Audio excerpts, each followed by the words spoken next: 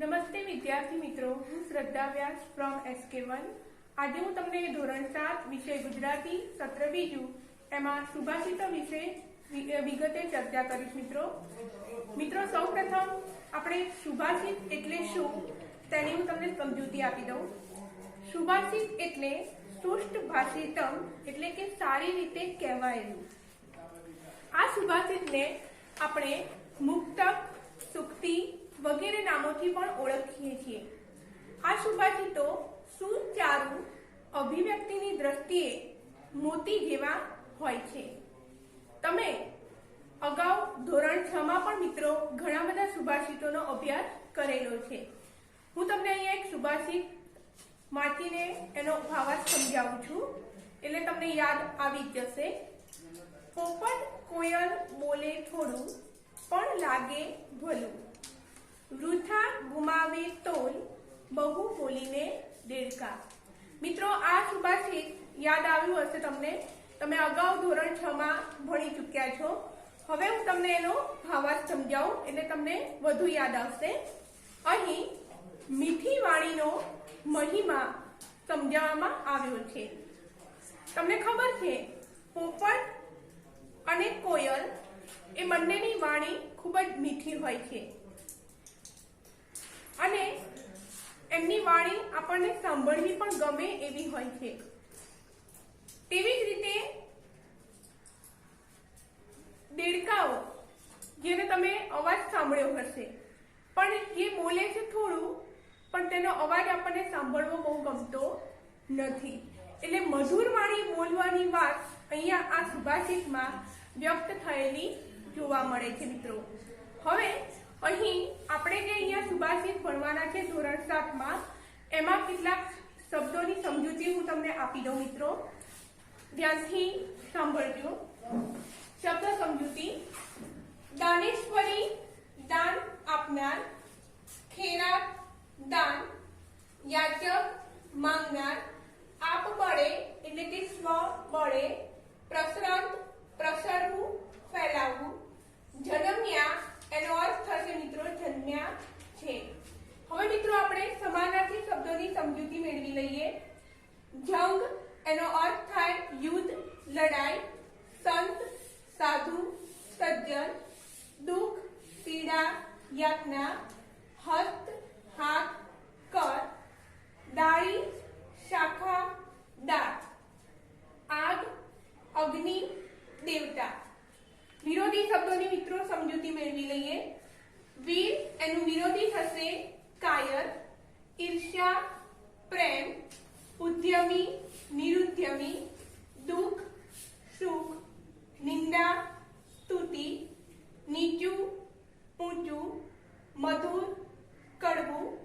પ્રિય અપ્રિય. હવે મિત્રો હમણાં જ મેં તમને સુભાષિત એટલે શું એની થોડી માહિતી મેળવી આપી.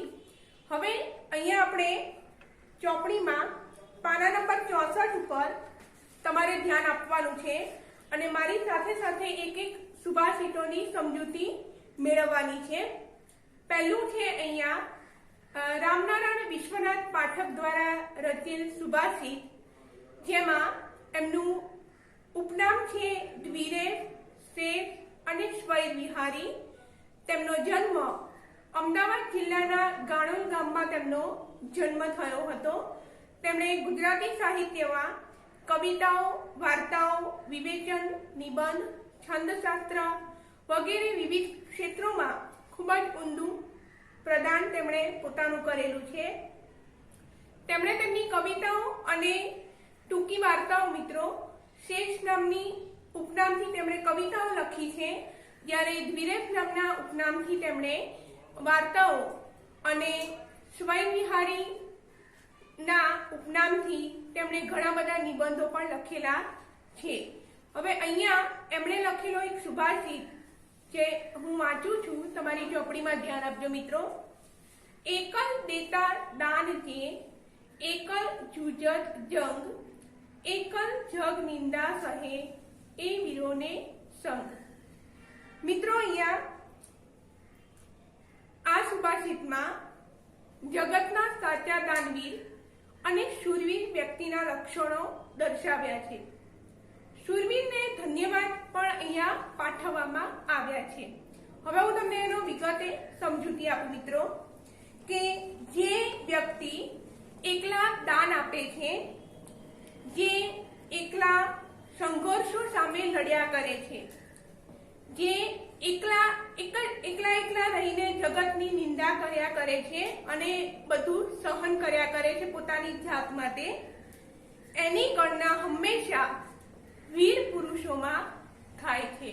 એટલે એકલા પોતાનો જંગ લડ્યા કરવું, અન્ય વ્યક્તિને દાન આપવું, તેમજ સંઘર્ષોનો સામનો કર્યા કરે એવા વ્યક્તિને આપણે વીર પુરુષો તરીકે ઓળખીએ છીએ। તો અહીં આ સુભાષિતમાં તમને જોઈ શકાય છે મિત્રો, તમે સુભાષિતનો ફરીથી વાંચન કરશો ત્યારે પણ તમને ખ્યાલ આવી જશે કે સાચું દાનવીર કોણ છે અને શૂરવીર વ્યક્તિ કોણ છે એનો અહીંયા તમને પરિચય મળે છે।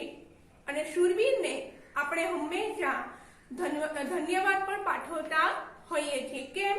તેની શૂરવીરતાને કારણે।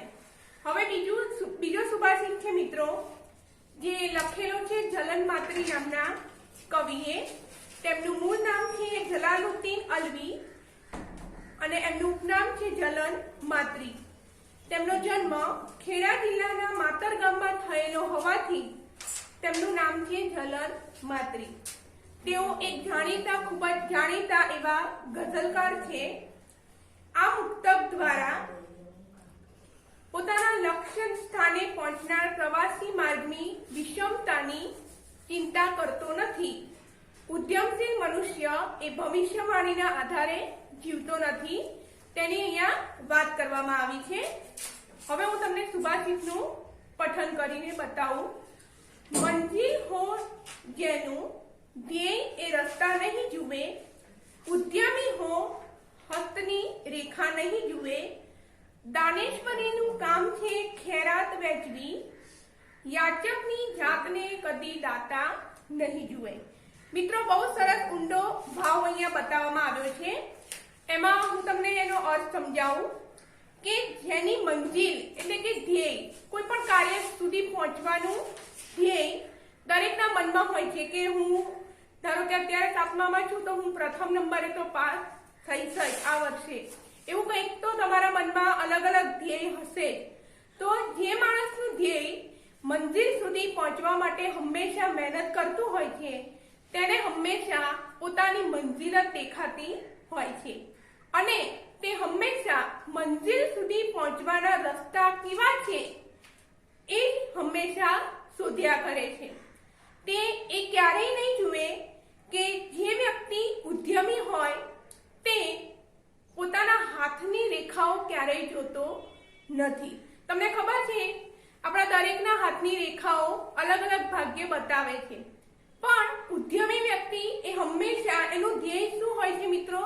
મંજિલ સુધી પહોંચવું કેવી રીતે, એ એનું ધ્યેય હોય છે અને એ મંજિલ સુધી પહોંચવા માટે એ ગમે તે રસ્તો હોય, એ રસ્તો જો ખરાબ હોય કે સારો હોય પણ એ એમાં ખૂબ જ મહેનત કરીને આગળ વધીને મંજિલ સુધી પહોંચવા માટે પ્રયત્ન કરતો રહે છે।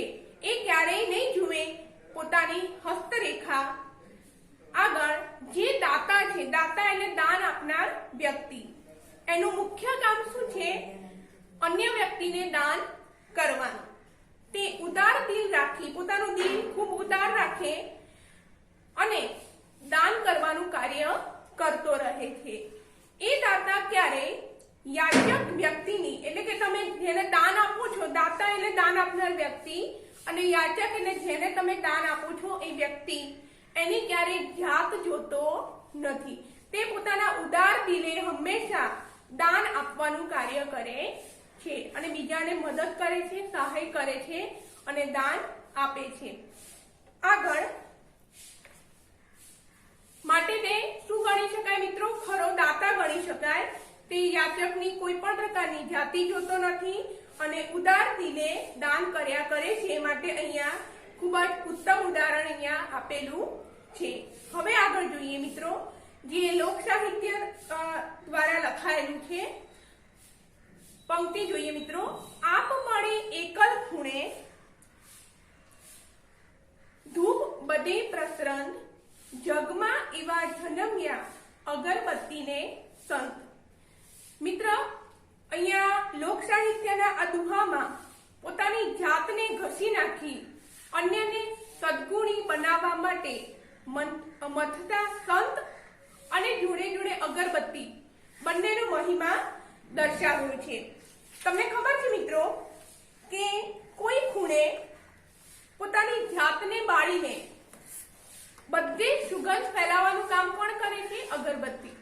તમે કોઈ ખૂણા ઉપર અગરબત્તી પ્રગટાવી હોય અને તમને દૂરથી પણ આવતા હોય તો તમને ખ્યાલ આવી જશે કે ક્યાંક સુગંધ આવે છે સરસ મજાની.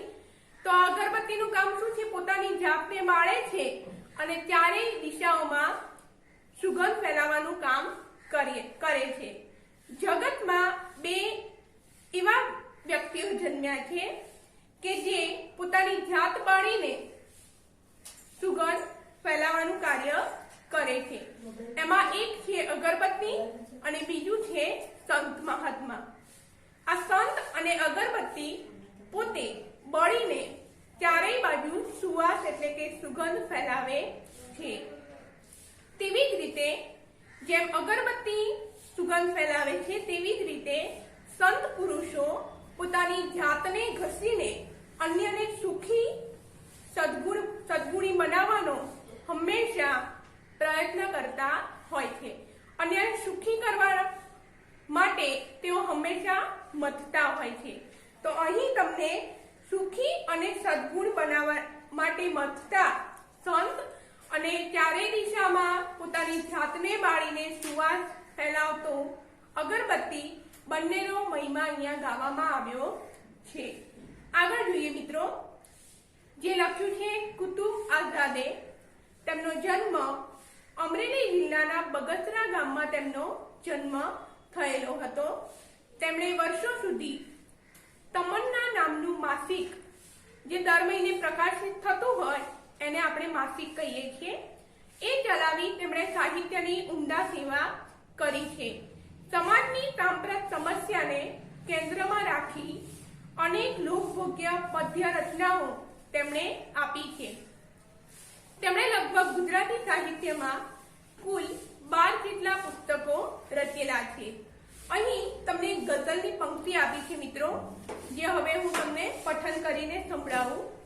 ફળો આવે છે ત્યારે ડાળીઓ નમી નીચી નમી જઈને, ખરેખર નમ્રતા શું છે તે જમાનાને બતાવે છે. મિત્રો, અહીંયા એક સરસ મજાની પંક્તિ છે જેમાં આપણને નમ્રતાનો મહિમા સમજાવવામાં આવ્યો છે. તમને ખબર છે, ઝાડ ઉપર વૃક્ષ ઉપર જ્યારે ફળો આવે છે ત્યારે તેની ડાળીઓ નમી જાય છે. કેમ? એમાં ફળ આવે છે એટલે એમાં વજન વધી જાય છે અને એ નમી જાય છે. જે ખરેખર આપણને બતાવે છે કે નમ્રતા શું છે. જે વ્યક્તિમાં નમ્રતાનો ભાવ રહેલો છે એ હંમેશા બીજાને નમતી હોય છે. તે જગતને નમ્રતાનો ભાવ અહીં બતાવે છે કે ખરેખર નમ્રતા શું છે એ અહીં બતાવવામાં આવ્યું છે. આગળ જોઈએ મિત્રો, વેણીભાઈ પુરોહિત, જેના દ્વારા લખવામાં આવેલું સુભાષિત છે, જેમનું પૂરું નામ છે વેણીભાઈ પુરોહિત. તેમનો જન્મ જામનગર જિલ્લાના જામખંભાળિયા ગામમાં થયો હતો. તેમના પિતાનું નામ જમનાદાસ અને માતાનું નામ ગુલાબબેન. તેમણે ગુજરાતી સાહિત્યમાં અનેક સંગ્રહો લખ્યા છે, જેમાં જર્મન, પરોઢિયાની પદમણી, નયણા તેમના જાણીતા ગીતા સંગ્રહો છે. અને તેઓ ગુજરાતી સાહિત્યમાં તેમણે ખૂબ જ ઊંડું ખેડાણ પણ કરેલું છે. હવે આપણે સુભાષિતનો પરિચય મેળવીએ મિત્રો. ચેહ ઠરે દુખડા ઠરે, ઠરી જાય ખટરાગ, પણ ઈર્ખાની આગ ઠારે ત્યમ બણી બમણી બળે. અહીંયા મિત્રો ચિંતા એટલે આપણા મનમાં રહેલી ચિંતાઓ, દુઃખ અને ખટરાગ. ખટરાગ એટલે કજિયો, અણબનાવ. ક્યારેક ને ક્યારેક મનુષ્યના જીવનમાં એકબીજા બે વ્યક્તિઓ વચ્ચે ખટરાગ થાય, કજિયો થાય, અણબનાવ થતો હોય, એ અણસમજણને કારણે પણ ક્યારેક આ બધું થતું હોય છે. આ બધું ક્યારેક ઠરી પણ જતું હોય છે અને માણસ સમય જતા બધું ભૂલાવી પણ દેવાની કોશિશ કરતો હોય છે હંમેશા. પણ ઈર્ષ્યારૂપી આગ એ ક્યારેય ઠરતી નથી. અહીંયા તમને આ સુભાષિતમાં અભાવ બતાવવામાં આવ્યો છે. જ્યારે કોઈ વ્યક્તિ મૃત્યુ પામી હોય અને મૃત્યુ પામેલ વ્યક્તિની મળદાની ચિતા એ ઠરી જાય. તમને ખબર છે કોઈ વ્યક્તિ મૃત્યુ પામે એની સ્મશાનમાં અંતિમ ક્રિયા કરવામાં આવે ત્યારે એમની મળદાની જે ચિતા હોય છે એ ધીમે ધીમે ઠરી જાય છે. તેની સાથે સાથે બધા દુઃખ, કજિયા એટલે કંકાસ વગેરે પણ શમી જાય છે, ઠરી જાય છે. તેવી જ રીતે ઈર્ષ્યારૂપી આગ જેમ ઠારો તેમ એ શું થતી જાય છે? બમણી થતી જાય છે. તો મિત્રો, અહીંયા આપણે ઘણા બધા સુભાષિતોની વિગતમાં સમજૂતી મેળવી. તો હું આશા રાખું છું કે તમને બધામાં સમજણ પડી હશે અને તમે ફરીથી તેનો અભ્યાસ કરતા રહેશો તો તમને વધુ તેમાં સમજણ પડશે.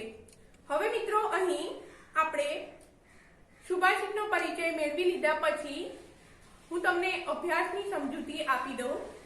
પાના નંબર 66 ઉપર અભ્યાસ આપેલું છે. પ્રશ્ન 1, નીચેના વિકલ્પોમાંથી સાચો વિકલ્પ પસંદ કરી જવાબ લખો. પહેલું, રાવી પાઠકનું તખલ્લુસ નામ. હમણાં જ આપણે આગળ પરિચય મેળવ્યો તો એમાં તમે જોયું મિત્રો, જવાબમાં આવશે અહીં 4 ઓપ્શન આપ્યા છે પણ 2 ઓપ્શન એમાં સાચા છે. એક છે શેષ અને બીજું છે દ્વિરેફ. બીજું, અહીં મંઝિલ એટલે મિત્રો શું છે? રસ્તો, બરાબર. ત્રીજું, ધૂપ બધે પ્રસરંતનો અર્થ. હમણાં આપણે અગરબત્તી અને સંત બંને પોતાની જાત બાળીને બીજાને સદગુણ અને સુખી બનાવવાના પ્રયત્નો કરતા રહે છે એ સુભાષિતમાં માહિતી મેળવી મિત્રો. તો અહીંયા જવાબમાં આવશે સુગંધ ફેલાવી. 4, ઈર્ષ્યારૂપી આગને ખાલી જગ્યાથી પણ વધારે દાહક બતાવી છે. શું આવશે મિત્રો જવાબ? જો તમે ધ્યાન આપ્યું હશે તો જવાબમાં આવશે ચિતા. આગળ પ્રશ્ન 2, નીચેના પ્રશ્નોના જવાબ એક વાક્યમાં લખો, જે તમારે સુભાષિતના સમજૂતીને આધારે લખવાના રહેશે. સ્વાધ્યાયનો પ્રશ્ન 1 તમારે લખવાનો છે પાઠ્યપુસ્તક આધારે. પ્રશ્ન 2, નીચે આપેલા વિશિષ્ટ બોલીના શબ્દો માન્ય ભાષા રૂપોએ આધારિત લખો. અહીં તમને આપેલું છે જન્મ્યા, ઉદાહરણમાં એનું થશે જન્મ્યા. આગળ છે જમ્યા, એનું આપણે કેવી રીતે લખશું મિત્રો? અહીંયા જરા ધ્યાન આપજો.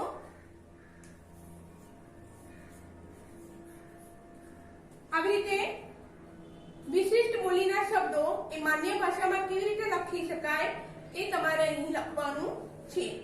બોલિયા, એનું થશે બોલ્યા. આગળ પ્રગટ્યા, એનું પ્રગટ્યા.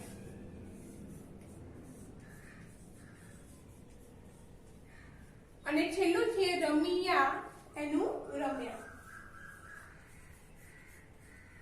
તો તમારે એને માન્ય ભાષામાં કેવી રીતે લખી શકાય છે એ તમારે લખવાનું છે. આગળ પ્રશ્ન 4, નીચેના વાક્યમાંથી ક્રિયા વિશેષણો ઓળખીને અલગ તારવો. પહેલું, માલા સરસ લખે છે. હવે ક્રિયા કઈ છે મિત્રો? લખવાની ક્રિયા કરે છે માલા, પણ કેવું લખે છે? સરસ લખે છે. તો ક્રિયા વિશેષણમાં આવશે સરસ. બીજું વાક્ય, પછી તેઓ હળવેકથી બોલ્યા. એમાં કેવી રીતે બોલ્યા? એ પછી કેવી રીતે બોલ્યા? હળવેકથી. તો અહીંયા જવાબમાં આવશે ક્રિયા વિશેષણમાં પછી. ત્રીજું, ફૂલ ઝાડ પર એ અખૂટ બહાર વરસાવે છે. ક્રિયા વિશેષણ એમાં આવશે અખૂટ. ચોથું વાક્ય, ભારતી અત્યારે હસે છે। ક્રિયા છે હસવાની ક્રિયા, ક્યારે હસે છે ભારતી? અત્યારે। પાંચમું વાક્ય છે મિત્તલ આંગણામાં રમે છે। મિત્તલ શું કાર્ય કરે છે મિત્રો? રમવાનું કાર્ય કરે છે। ક્યાં રમે છે એ? આંગણામાં। તો જવાબમાં આવશે આંગણામાં। મિત્રો સાથે સાથે તમારે પુનરાવર્તન 4 જે તમારે પાઠ 13 થી 20 સુધી આપેલું છે એ તમારે તમારી નોટમાં લખવાનું છે। પ્રશ્ન 1, નીચેની કાવ્ય પંક્તિઓ પૂર્ણ કરો। જે તમારે આગળથી કાવ્યની પંક્તિઓ તમારી ચોપડીમાંથી જોઈને પૂર્ણ કરવાની રહેશે। પ્રશ્ન 2, નીચેના પ્રશ્નના ઉત્તરો લખો। જે આગળ આપણે જે એટલા પાઠોની વિગતે ચર્ચા કરી એને આધારે તમે લખી શકશો। નીચેના વિધાનોના સાચા કારણ આપો। જે પણ તમારે પાઠ્યપુસ્તક આધારે સમજી વિચારીને લખવાનું રહેશે। નીચેના શબ્દોની પ્રશ્ન 4 સાચી જોડણી લખો। આપણે ઘણી બધી ચર્ચા કરી વ્યાકરણમાં મિત્રો, એમાં જોડણી પણ આપણે પહેલા ચર્ચા કરેલી છે અને પાઠમાં પણ અનેક પ્રકારની જોડણી આપેલી છે સાચી। તો તમારે પાઠ આધારે સાચી જોડણી શોધીને લખવાની રહેશે। પ્રશ્ન 5, નીચે આપેલા પાત્રો વિશે 10-12 વાક્યમાં પરિચય આપો। પહેલું છે દરબાર માત્રાવાળા, જે તમે સિંહની દોસ્તી પાઠ આધારે લખી શકશો મિત્રો। બીજું છે શેઠ ધનપાલ અને ત્રીજું છે જીવરામ ભટ્ટ। આ ત્રણ તમારે પાત્રોનો વિગતે પરિચય આપવાનો છે।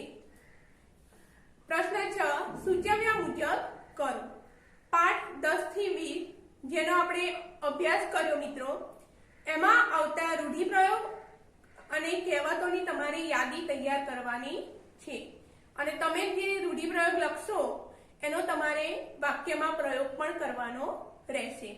સાથે સાથે તમે તમારી ચોપડીમાં આપેલી કહેવતો પાઠ 10 થી 20 માં આપેલી જેટલી પણ કહેવતો છે એ કહેવતો લખવાની અને તેનો અર્થ પણ સમજાવવાનો રહેશે। પ્રશ્ન 7, નીચેના વાક્યો કોણ બોલે છે અને કોને કહે છે તે લખવાનું છે। મિત્રો પહેલું વાક્ય હું તમને સમજાવી દઉં એટલે ખ્યાલ આવી જશે।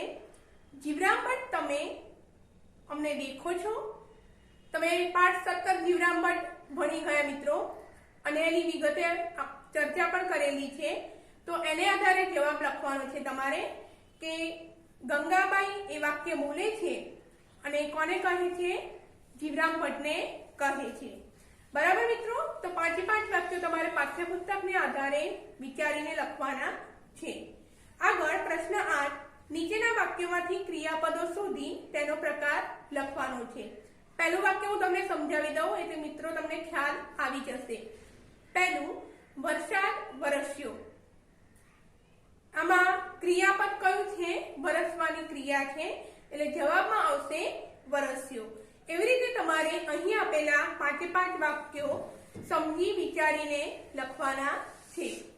પ્રશ્ન 9, વહેલી સવારે તમે ઉઠીને ક્યાંય ફરવા ગયા હોય અને તમને જે અનુભવ થયો હોય તેનું તમારે 5-7 વાક્યમાં સરસ મજાનું વર્ણન કરવાનું રહેશે। પ્રશ્ન 10, નીચેના શબ્દોના વિરોધી શબ્દો લખો। મિત્રો હું તમને અહીંયા જવાબ લખાવું છું, તમારી નોટબુકમાં લખી લેજો સાચા જવાબો। દ્રશ્ય શબ્દનું વિરોધી શું થશે? અદ્રશ્ય। સંકળાશ એનું વિરોધી થશે મોકળાશ। વિદાય એનું વિરોધી આગમન। જાણીતું અજાણ્યું। સમજ ના સમજ ગેરસમજ। યજમાન મહેમાન।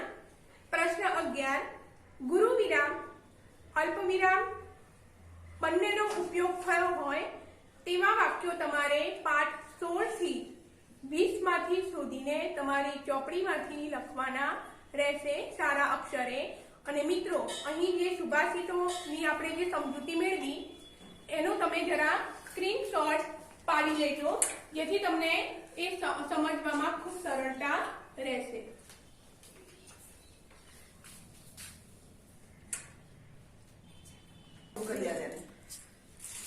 વિદ્યાર્થી મિત્રો, આપણે સુભાષિતોની વિગતે સમજૂતી મેળવી અને અભ્યાસ સ્વાધ્યાયની પણ ચર્ચા કરી, જે તમારે નોટબુકમાં સુવાચ્ય અક્ષરે લખવાનું છે.